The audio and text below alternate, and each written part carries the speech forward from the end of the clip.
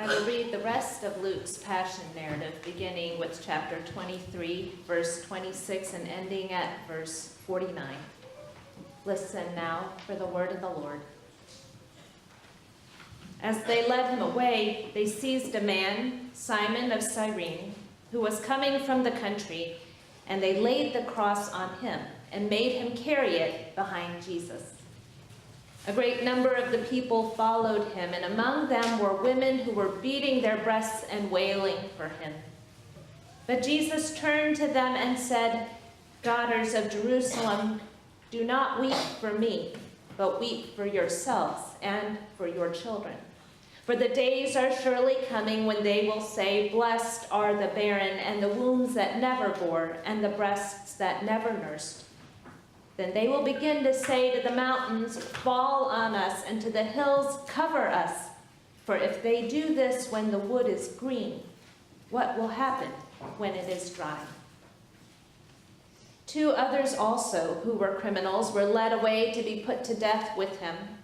When they came to the place that is called the Skull, they crucified Jesus there with the criminals, one on his right and one on his left.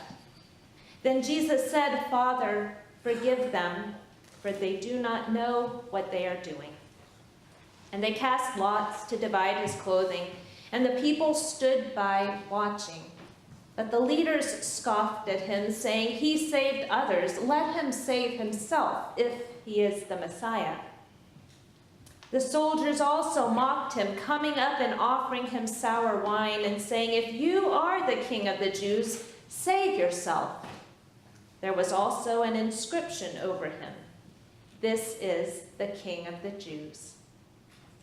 One of the criminals who were hanged there kept deriding him and saying, "Are you not the Messiah? Save yourself and us."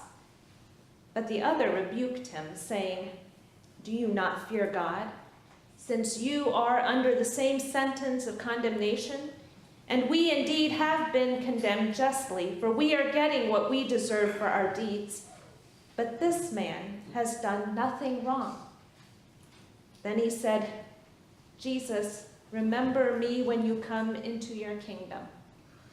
He replied, "Truly I tell you, today you will be with me in paradise."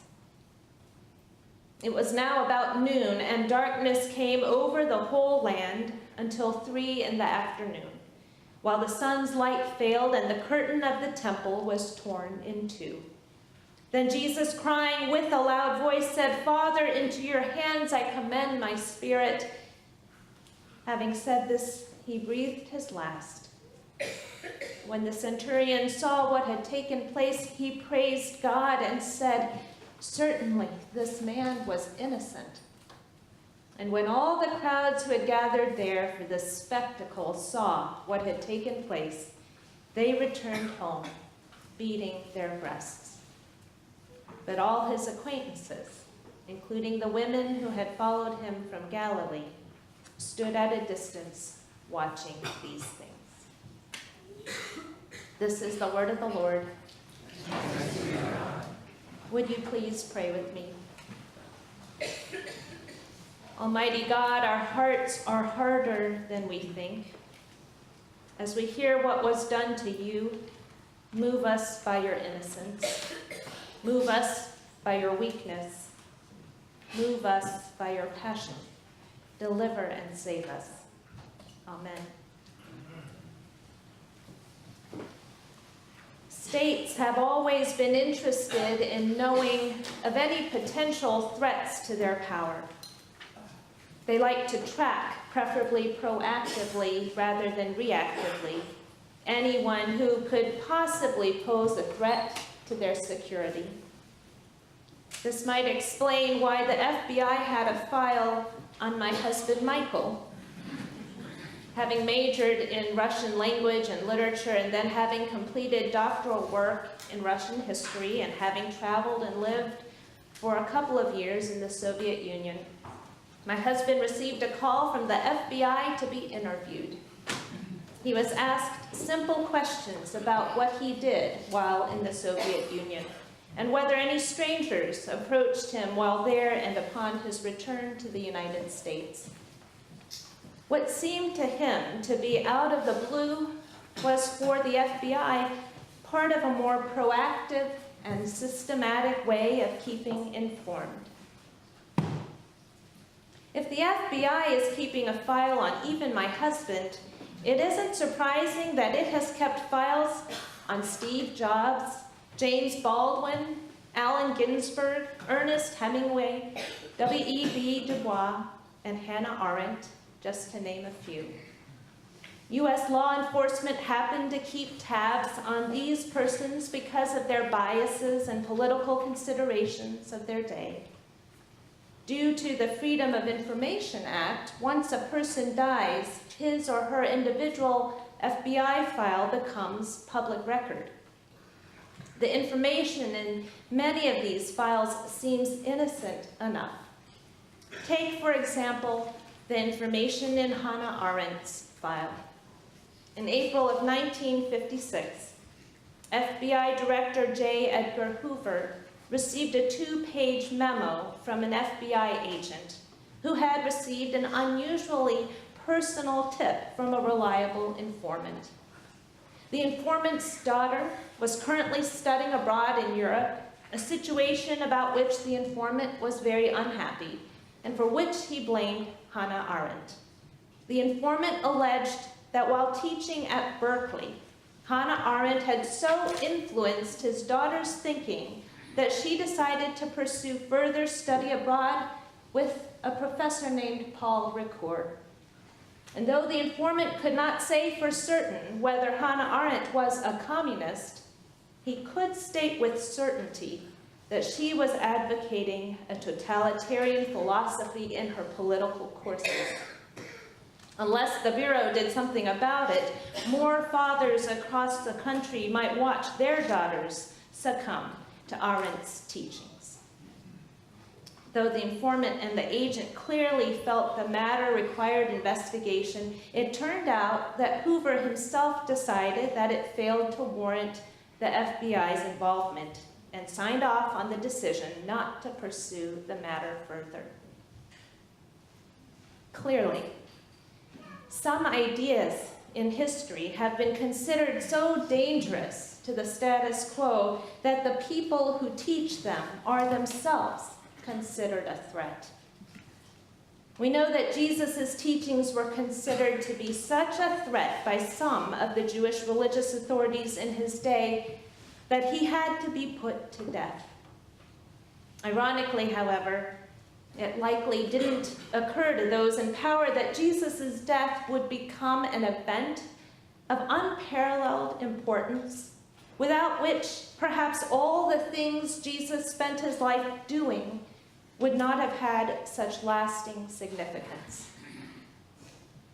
I know that there are some people, both Christians and non-Christians, who hold Jesus to be a great man, even the greatest man that ever lived, because of what he taught and did. Jesus taught and worked for justice. Even more than justice, Jesus taught mercy. Even more than mercy, Jesus taught forgiveness. To be sure, all these things that Jesus spent his life doing are remarkable reasons for following Jesus. Jesus' teachings, healings, and miracles were certainly the reasons why more and more people were drawn to Jesus, making up the ever-increasing crowds of his followers.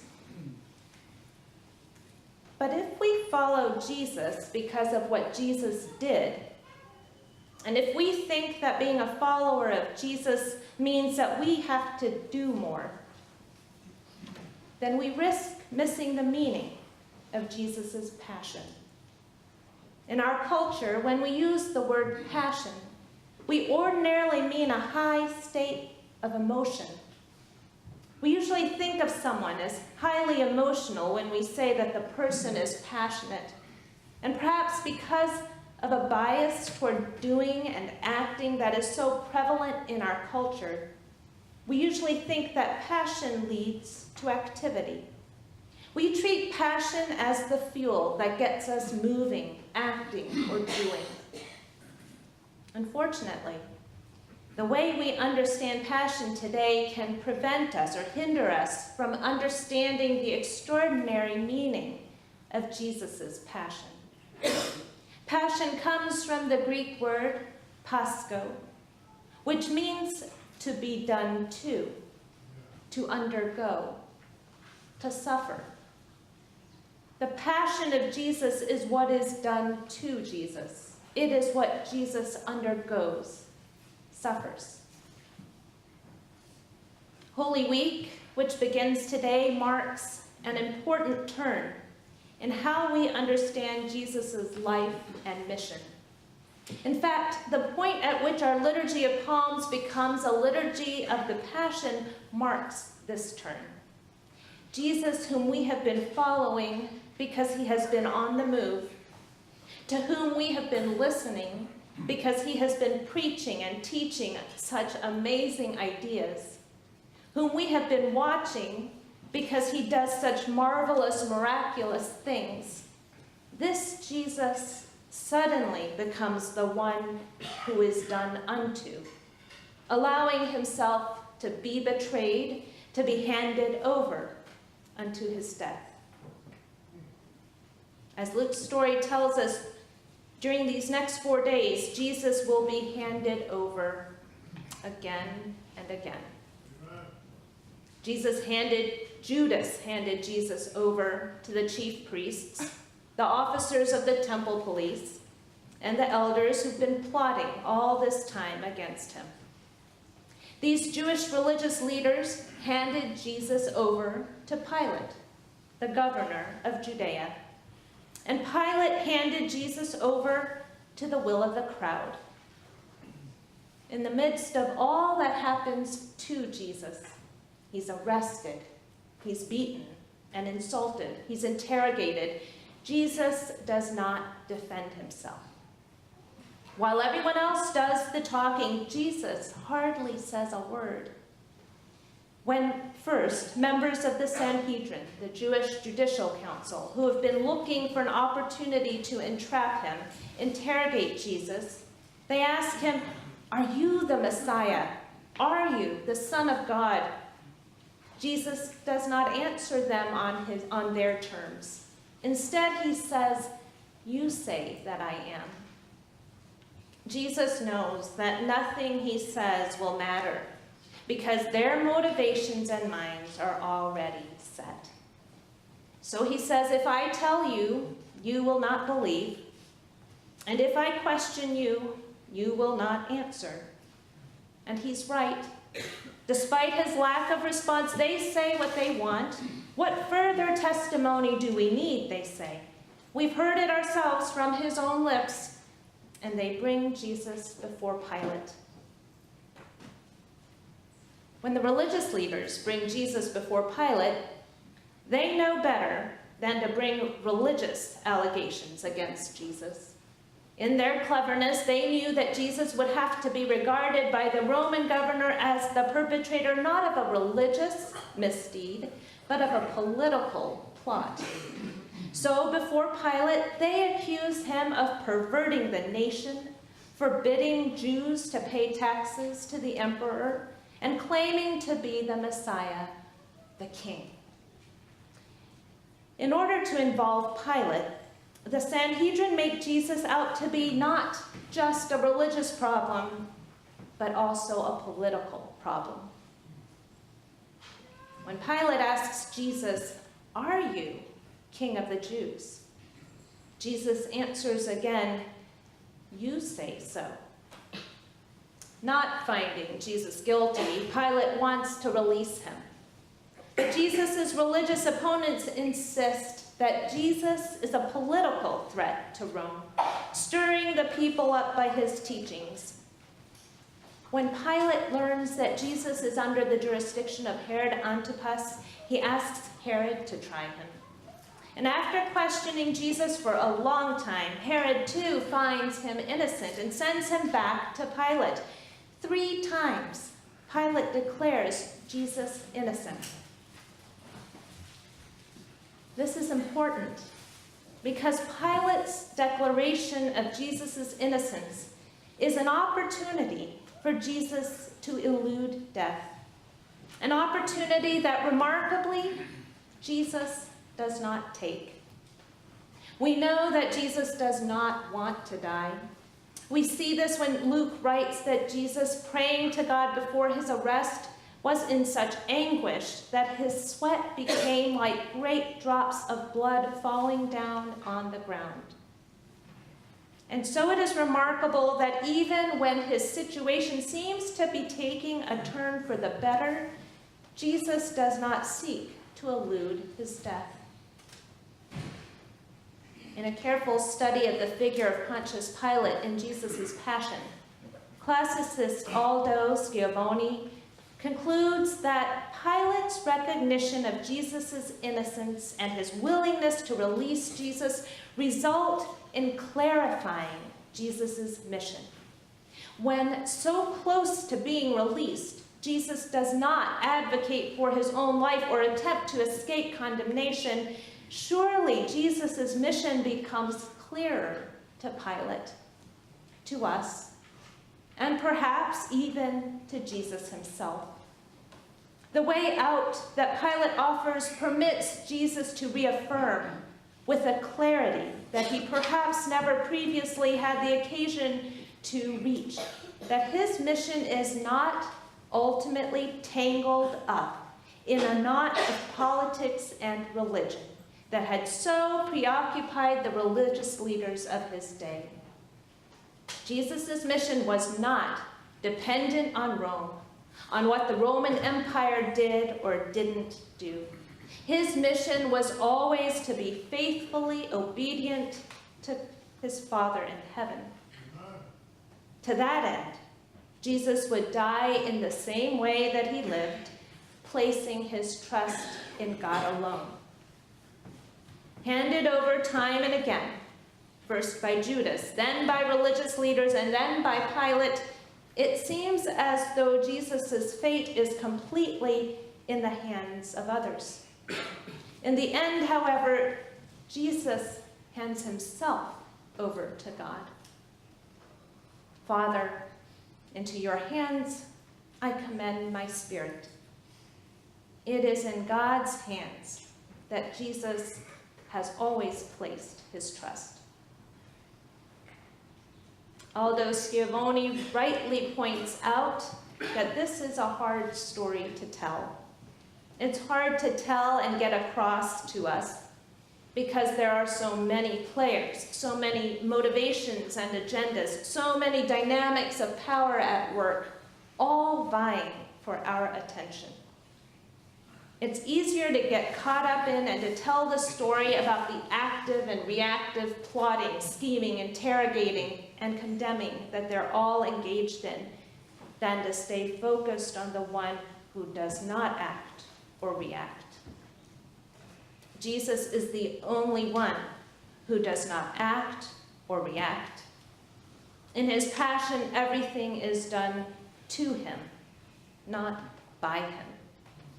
And while we are moved by his passion, we are still caught up in all that's happening to him, that we keep looking for someone to blame, even though Jesus asks God to forgive them all. It's understandable that we get caught up in all the action that will lead to Jesus' death. Most of us tend, after all, to place priority on, to give preference to agency and action. We get impatient when we're not doing something. What we learned this week, however, is that God can make something of both our action and our passion, by what we do and by what is done to us. And it should give us pause to recognize with greater clarity, as Pontius Pilate recognized, as perhaps even Jesus recognized, that passion is essential, if not the crucial essence of God's plan to save the world. God chose to save the world by the cross. What other plan, however powerful, could so disarm our defenses?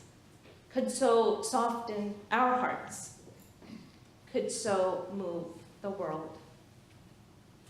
Amen.